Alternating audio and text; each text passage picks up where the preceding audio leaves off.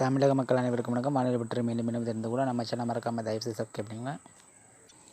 தமிழகத்தில் வரக்கூடிய மார்ச் 24ஆம் தேதி, 25ஆம் தேதி, 26ஆம் தேதி ஆகிய தேதிகளில் தமிழகத்தில் பல்வேறு இடங்களில் பலத்த மழை பெய்யக்கூடும் என எதிர்பார்க்கப்படுகிறது. அதில் குறிப்பாக பார்த்திங்கன்னா மேற்கு மாவட்டம், அதாவது கேரளா, தென் மாவட்டம், தென் உள் மாவட்டங்கள், தென் மாவட்டம் மேற்கு பகுதி மற்றும் வட மாவட்டமோட மேற்கு பகுதி, டெல்டா மாவட்டங்கள் வாய்ப்பு குறைவு தான். ஆனால் மேற்கு மாவட்டம், அதாவது திருச்சி, அதே போல் பெரம்பலூர், அரியலூர் மேற்கு பகுதி மற்றும் கோயம்புத்தூர், நீலகிரி மேற்கு மாவட்டம் முழுவதுமே பரவலாகவே வரக்கூடிய மார்ச் 24, 25, 26 கனமழை பெய்யக்கூடும் என எதிர்பார்க்கப்படுகிறது.